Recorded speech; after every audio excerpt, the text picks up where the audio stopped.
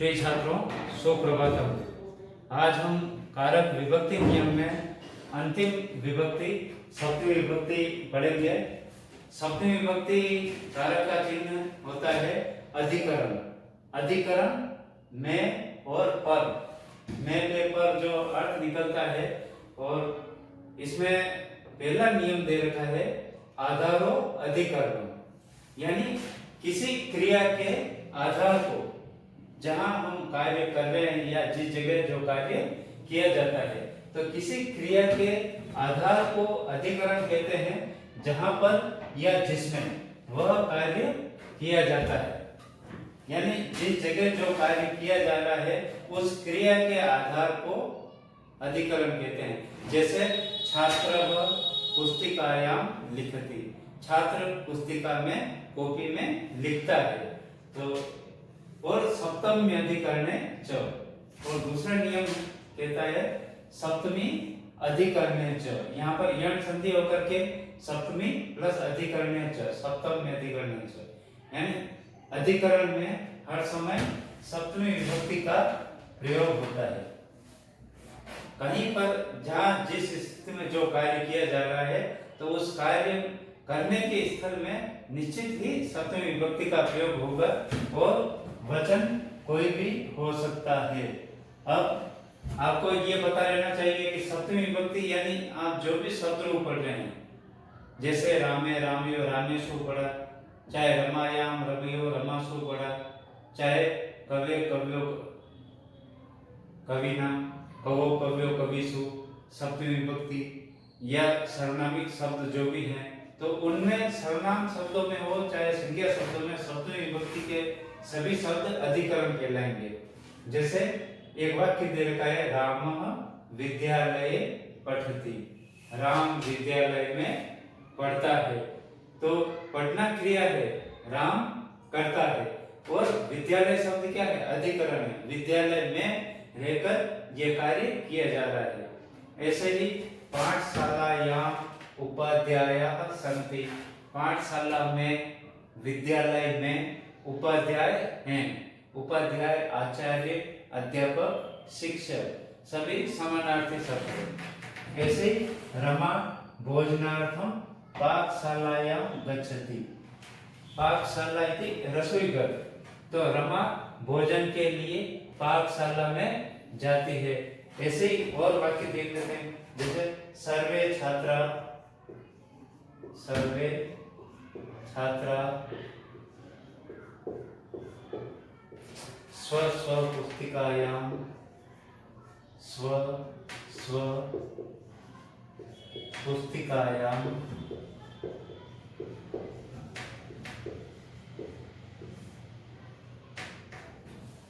लिखन्ति,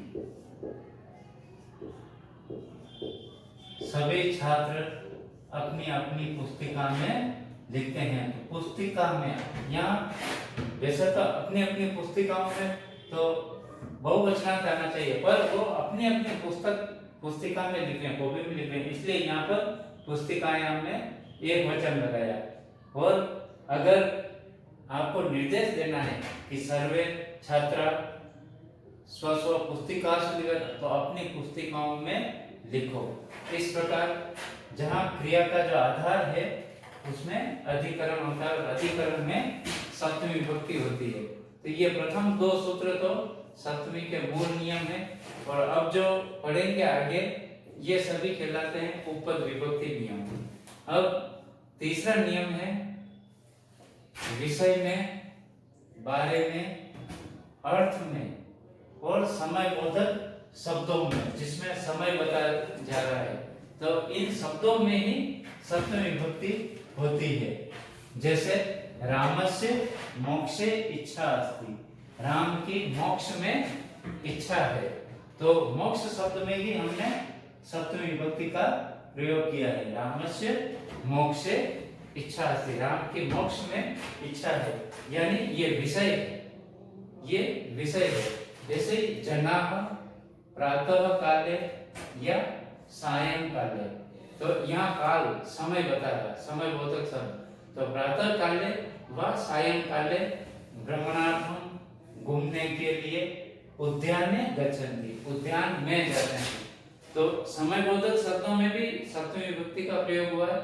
और जहां पर ये घूमने की क्रिया हो रही, जहां पर जाते हैं, तो कहाँ जाते हैं? उद्यान में। तो इन दोनों जगह हमने सप्तमी विभक्ति का प्रयोग किया है। ऐसे ही समयबोधक शब्द हैं दिने, दिवसे, मध्याह्ने, सायंकाले। दिने यानी दिन में, दिवसे यानी दिवस में, मध्याह्ने यानी दोपहर में, सायंकाले यानी सायंकाल के समय में। वह कार्यम करोति। अब यहाँ पर आप कोई भी व्यक्ति विशेष कर्ता लिख दो कि बालकः दिने, दिवसे, मध्याह्ने, सायंकाले वह कार्यम करोति, वह स्वगृह कार्यम करोति। इस तरीके से समयबोधक शब्द जहाँ पर भी आएगा, एक जो आप घड़ी का जो समय बताते हैं, सह 10 वादने विद्यालयं गच्छति, वह 10 बजे विद्यालय जाता है। तो समयबोधक शब्दों में, क्योंकि घड़ी का समय भी तो समय बता रहा है, तो वहां पर भी सप्तमी विभक्ति का प्रयोग होगा। ऐसे ही आयु संबंधी, आयु भी समय बताती है। तो शेषवे बाल्यावस्था में, यौवने युवावस्था में, वार्धक्य बुढ़ापे में। इन तीनों का अर्थ लिखा हुआ, बाल्यकाल, यौवन और वृद्धावस्था आदि समय में वह पढ़ता है। तो यहाँ कोई भी व्यक्ति विशेष का नाम लिख दो, तो बालकः, बालक, ये पूरा वाक्य बन जाएगा। बालक, शेषवे, शेषवावस्था में, बाल्यकाल में, युवावस्था में, वह वार्धक्य, वृद्धावस्था में वह पढ़ता है। तो यहाँ पर आप आगे पीछे कोई भी शब्द जोड़ करके पूरा वाक्य बना सकते हैं। फिर चौथा है प्रेम, आसक्ति या आदर सूचक धातुओं और शब्दों के साथ, जैसे स्नेह, अभिलाष, अनुरंज, आर्द्रिक, रति, आसक्ति आदि के साथ हर समय सप्तमी विभक्ति का प्रयोग करते हैं। जैसे मयि स्नेह, अस्मत् शब्द का मयि अवयव अस्मासु। तो यहाँ पर मयि यानी मुझ में या मुझ पर स्नेह, प्रेम है। या जनकः मयि स्नेह, पिता का मुझ पर प्रेम है। नृपः राजा प्रजासु आद्रियते, प्रजा में आदर के योग्य होता है। राजा का प्रजा क्या करती है? आदर करती है। तो प्रजा शब्द बहुवचनांत लिया, क्योंकि प्रजा एक या दो से नहीं, बहुत सारे लोगों से मिलकर एक प्रजा शब्द बना। तो प्रजासु इति बहुवचन, सप्तमी बहुवचन। नृपः प्रजासु आद्रियते, नृप राजा प्रजा में आदर के योग्य होता है। मम मेरा, पुत्रे स्नेह वर्तते, मेरा पुत्र में स्नेह है, मेरा पुत्र पर स्नेह है या पुत्र में स्नेह है। सब बालके स्नेहते, वह बालक पर स्नेह करता है, बालक से प्रेम रखता है। ऐसे ही अस्माकं धर्मे अभिलाषः, हमारा धर्म में अभिलाष, अभिलाष यानी इच्छा है, हमारी धर्म में इच्छा है या इच्छा रखनी चाहिए। पांचवा नियम है यस्य च भावेन लक्षण, एक क्रिया के बाद दूसरी क्रिया होने पर, एक क्रिया के बाद तुरंत कोई दूसरी क्रिया होने पर और दोनों भूतकाल का अर्थ बताती हो, तो पहली क्रिया में सप्तमी विभक्ति का प्रयोग होता है। एक क्रिया के बाद दूसरी क्रिया होने पर पहली क्रिया में सप्तमी विभक्ति का अर्थ होता है। कर्तृवाच्य में कर्ता और कृदंत में सप्तमी विभक्ति होती है। साधारण रूप से कर्तृवाच्य में प्रथमा विभक्ति होती है, कर्म में प्रथम पुरुष प्रथमा विभक्ति होती है, और यहाँ पर कर्ता में सप्तमी और कृदंत में भी, कृदंत यानी क्रियापद में भी सप्तमी विभक्ति होती है। एवं कर्मवाच्य में, कर्मवाच्य जहाँ कर्तृवाच्य से कर्मवाच्य में बदलते हैं तो कर्म में तृतीय विभक्ति हो जाती है। तो यहाँ पर कर्मवाच्य में कर्म में तथा कृदंत में सप्तमी विभक्ति होगी तथा कर्ता में तृतीय विभक्ति का ही प्रयोग होगा। प्रथम क्रिया में कृदंत का प्रयोग होना चाहिए। प्रथम क्रिया में क्या होना चाहिए? कृदंत का प्रयोग होना चाहिए। अब ये दोनों जो क्रिया है ये भूतकाल में हो रही है। जैसे रामे वनम गते दशरथः मृतः। राम के वन में चले जाने पर, रामे वनम गते, राम के वन में चले जाने पर दशरथः मृतः, दशरथ मर गए या दशरथ की मृत्यु हो गई। तो गते गम धातु में तो प्रत्यय जुड़ा हुआ है, तो गते यानी भूतकालिक क्रिया बता रहा है। तो राम शब्द करता है उसमें भी सप्तमी है और गम धातु में तो प्रत्यय जोड़ के गतः, इसके राम शब्द की तरह रूप चलाएगा। गतः गतौ गता, गतम गतौ गता, तो गते की सप्तमी विभक्ति। तो राम के वन में चले जाने पर दशरथ का मृत, दशरथ मर गए या दशरथ की मृत्यु हो गई।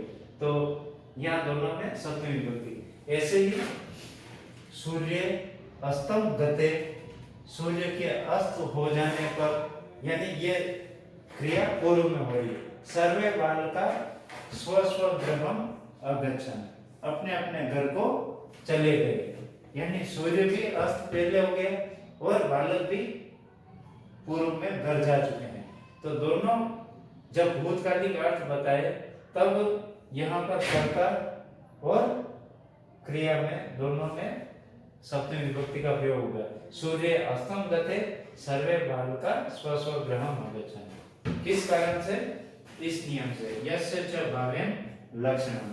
अब ऐसा अगर कर्म वाच्य में हो, जैसे कार्ये कृते सति अहम ग्रामम अगच्छम्, कार्य के कर लेने पर, कार्य के कर लेने पर अहम मैं ग्रामम अगच्छम् गांव गया। भोजने कृते सति, भोजन कर लेने पर स विद्यालय अगच्छत्, वह विद्यालय चला गया। छठा नियम है आयुक्त कुशलाभ्याम साधु निपुणाभ्याम। यहाँ पर दोनों जगह डॉट लगाया हुआ है क्योंकि ये लंबे सूत्र थे तो इनको शॉर्ट कर दिए। आयुक्त कुशलाभ्याम साधु निपुणाभ्याम, इनका अर्थ है संलग्न अर्थ वाले शब्दों, जैसे व्याकृतः, लग्नः, रक्तः, व्यग्रः, तत्परः, युक्तः और चतुर अर्थ वाले शब्द कौन कौन से? कुशलः, निपुणः, लग्नः, साधु, पटु, प्रवीणः, दक्षः, चतुरः आदि शब्दों के साथ सप्तमी विभक्ति होती है। जहां पर भी ऐसे शब्दों का प्रयोग होता है तो निश्चय ही सप्तमी विभक्ति का प्रयोग करते हैं। इनका प्रयोग कैसा होगा वाक्य बनाकर देखते हैं अपन।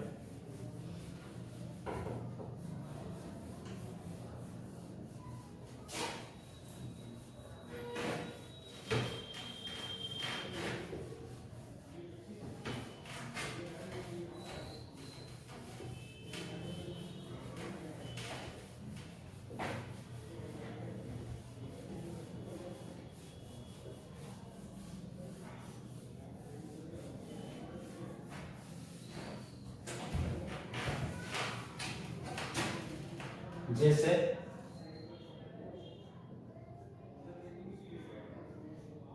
जो छठा नियम है आयुक्त कुशलाभ्याम साधु निपुणाभ्याम, उसके हम वाक्य देख रहे हैं कि सीता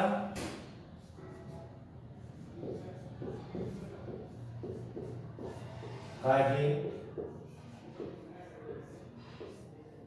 लग्न तत्पर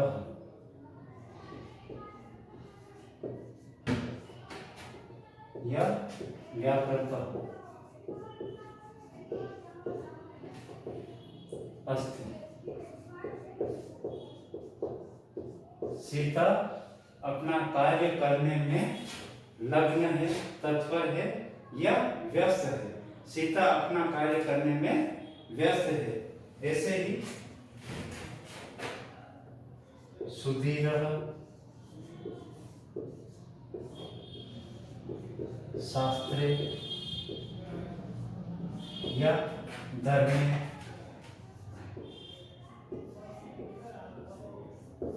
निपुण या फिर दक्ष। सुधीर धर्म में या शास्त्र में निपुण है, दक्ष है। सातवां नियम देखते हैं इसी का हम। क्षिप, मुच और अस। क्षिप, मुच, अस, तीनों का अर्थ होगा। क्षिप का अर्थ होगा फेंकना,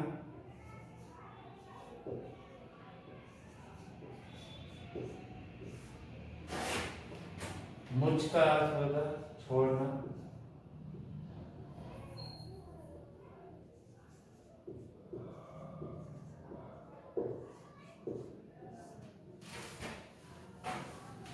और अस का अर्थ भी, अस का लिख के बता देता हूं, फेंकना अर्थ। अस का भी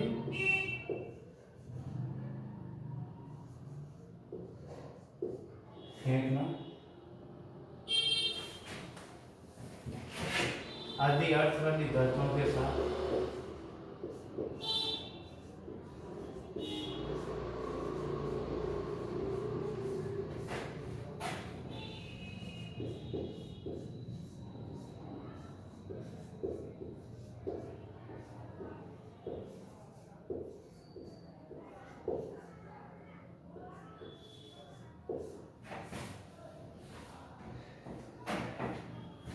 विश्वास तथा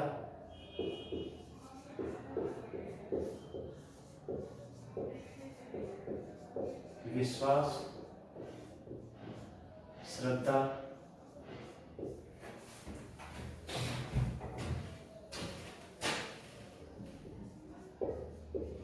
और आस्था।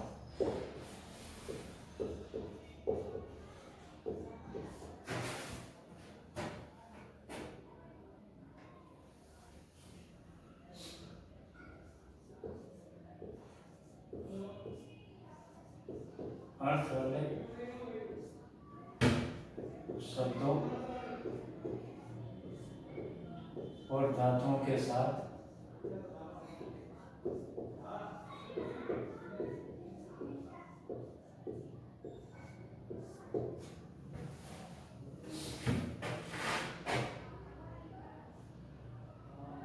जैसे विश्व सिद्धि,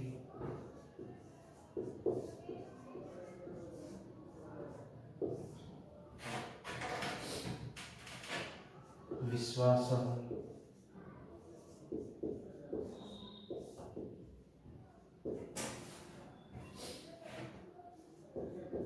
श्रद्धा, निष्ठा, आस्था,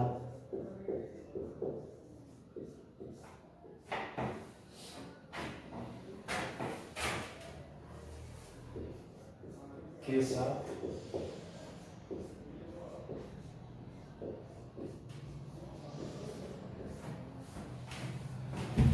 सप्तमी विभक्ति होती है।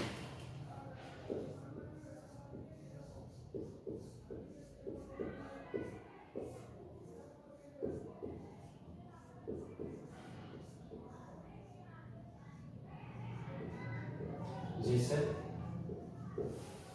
वाक्य देखते हैं। नृपः बाणे नृपः मृगे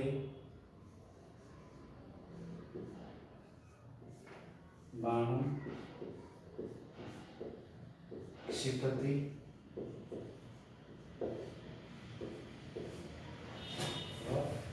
अश्यति।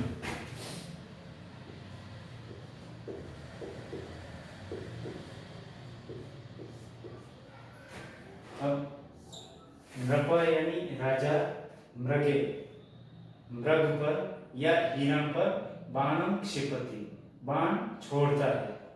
वह अश्यति, एक अस धातु का अर्थ होना अर्थ में भी होता है, अस्ति स्थ संति, असि स्थ स्थ।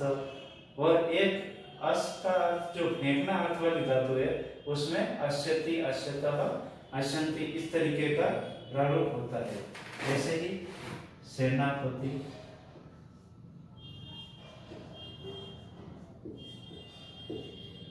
मृगे, शरान मुंचति, शरान मुंचति।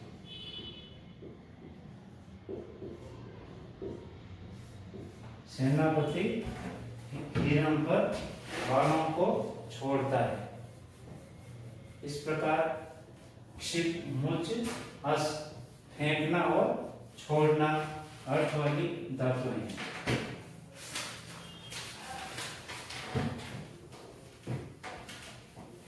एक दो वाक्य और देखते हैं हम।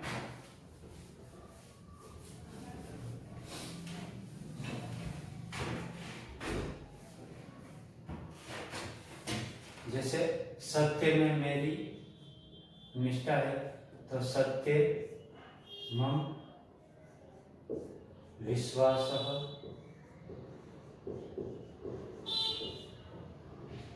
श्रद्धा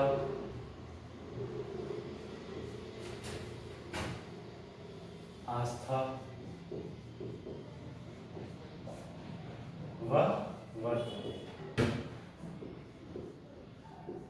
सत्य में मेरी आस्था है, सत्य में मेरी निष्ठा या विश्वास है।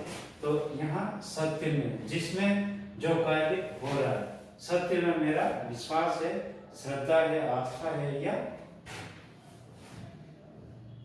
निष्ठा। ऐसा ही धर्म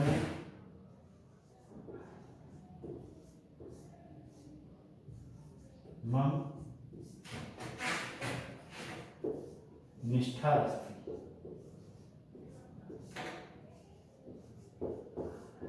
धर्म में मेरी निष्ठा।